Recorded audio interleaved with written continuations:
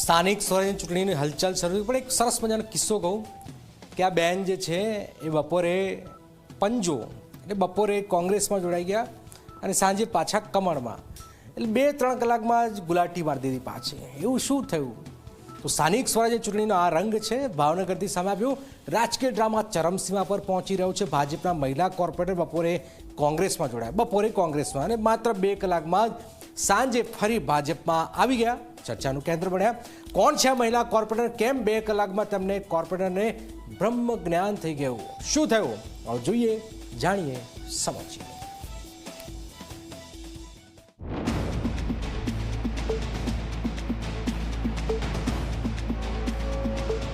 સ્થાનિક સ્વરાજ્યની ચૂંટણીનો જંગ જામ્યો છે ત્યારે નેતાઓ માટે પક્ષ બદલવો એ જાણે રમત બની ગઈ છે. ત્યારે ભાવનગરમાં પણ આવો જ રાજકીય કિસ્સો બન્યો જેણે સૌને ચોંકાવી દીધા છે. વોર્ડ નંબર 3ના પૂર્વ મહિલા કોર્પોરેટર સેજલબેન ગોહિલ બપોરે ગાજતે કોંગ્રેસમાં જોડાયા અને સાંજ પડતા તો ફરી કેસરીઓ ધારણ કરી લીધો.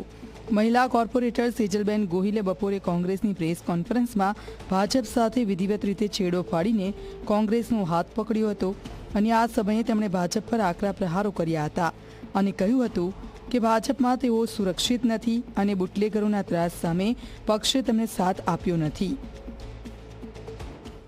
મારે ચાલુ ટર્મ હતી 2 વર્ષ પહેલાં મારે ચાલુ ટર્મ હતી હોવા છતાં હું નગરસેવિકા હતી, છતાં મારી ઉપર હુમલો બુટલેગર કર્યો હતો. છેલ્લા 5.5 વર્ષથી ભાજપમાં છું અને 5 વર્ષના નગરસેવક તરીકે હતી.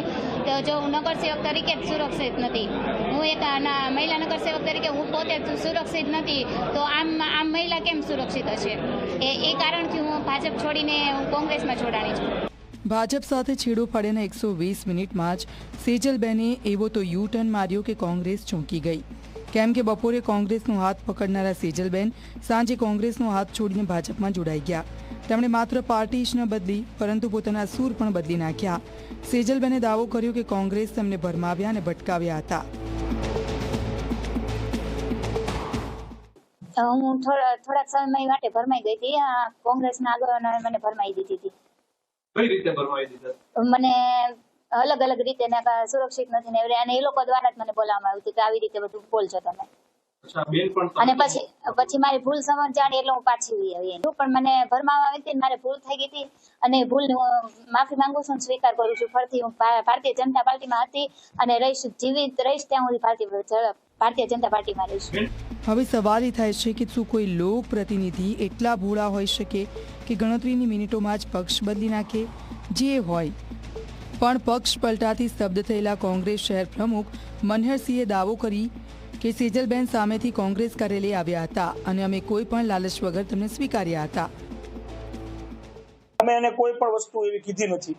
એમને એના પોતાના વિચારોથી પોતાની રીતે એની જાતે જે બનાવ બન્યો હતો એ બનાવ એને આપણા સમક્ષ ખુલ્લો કીધો કે મારા ઉપર બુટલેગરો દ્વારા હુમલો કરવામાં આવ્યો હતો, હું સુરક્ષિત મહેસૂસ નથી કરતી, અસુરક્ષિત છું, એટલે હું કોંગ્રેસ પક્ષમાં જોડાઉં છું. એવું અમે એને કોઈ જાતની એને કઈ એવું કીધું નથી તમે આવું બોલજો. કારણ કે મને ખુદ એઝ એ પ્રેસિડેન્ટ તરીકે મને ખુદ ત્યારે જ ખબર પડી કે આ બેન ઉપર હુમલો થયેલો છે. ચૂંટણી સમયે સિદ્ધાંતો કરતાં સીટનું ગણિત વધુ મહત્વનું બની જાય છે. સેજલબેન ગોહિલનો આ પક્ષ પલટો અને ઘર વાપસી ભાવનગરના રાજકારણમાં ચર્ચાનો વિષય બન્યો છે. શું ખરેખર હૃદય પરિવર્તન છે કે પછી રાજકીય દબાણની જીત?